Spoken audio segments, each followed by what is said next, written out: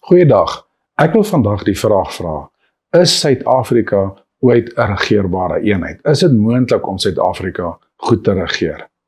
Nou, hoekom vra ek die vraag?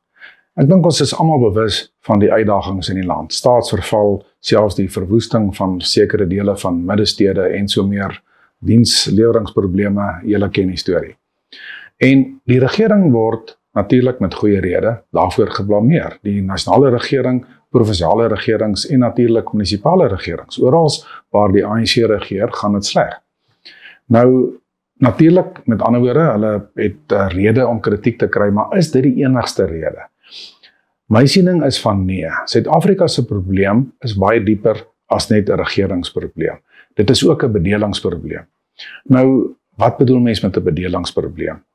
Suid-Afrika is 'n geografiese naam. Dit is nie 'n gewone plek soos sê maar Lesotho of Botswana wat 'n samehangende eenheid is nie.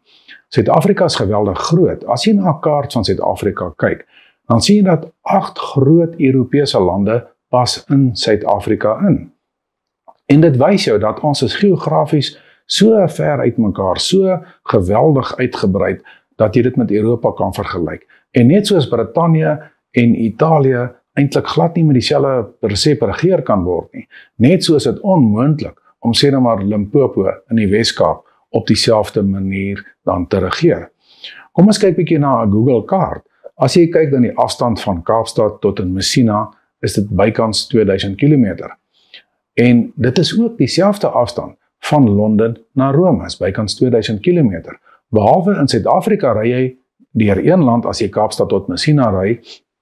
In Europa ry jy deur 6 of 8 lande afhangende van wat se pad jy vat.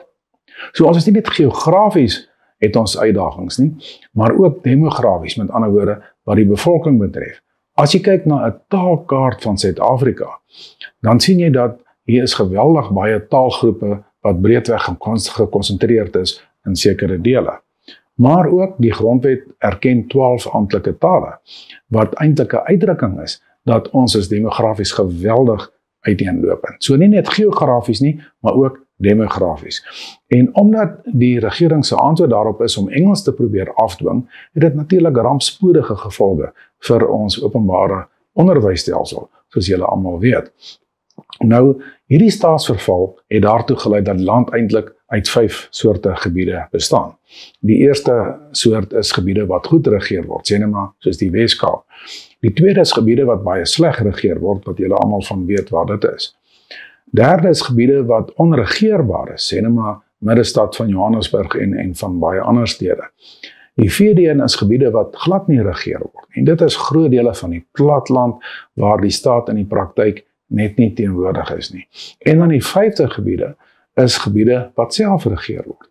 Nou dit is nou soos privaat sektor gebiede, soos veiligheidsdorpe, dit is sê net maar soos privaat hospitale, daai tipe van plekke soos Orania, plekke waar mense die net basies die leiersels self gevat het en sê nee, maar ons gaan nie net dat die staat op ons inplof nie, ons gaan self regeer.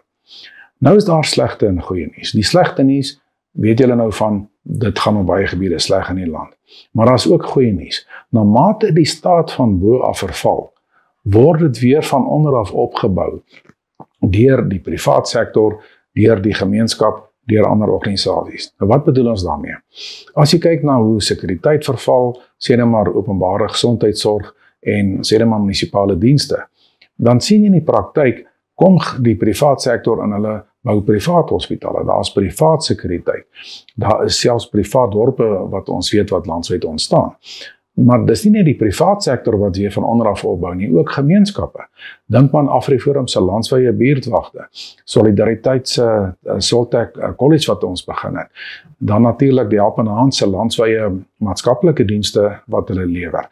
En dan ook akademia.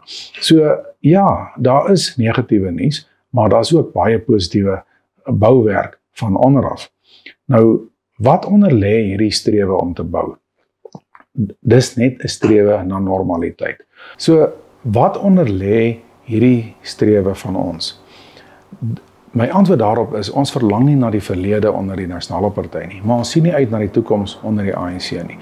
Ons wil net normaliteit hê. Ons kan nie ons gesinne se toekoms aan onbevoegde, dikwels korrupte en rassistiese politici oorlaat nie. Dit is waar die hele ons sal self beweging dan vandaan kom. So ja, as dinge verval, gaan ons nie daarmee saam nie. Ons bou weer op, want ons wil net normaliteit hê. Nou natuurlik sal die staat se reaksie probeer wees om mag te sentraliseer, soos wat hulle op baie gebiede probeer doen, maar aan die ander kant werk dit net nie. Die staat het nie meer, hy so verswak, hy kan net nie meer alles beheer en vir mense besluit nie. Moderne mense wil vir hulle self besluit.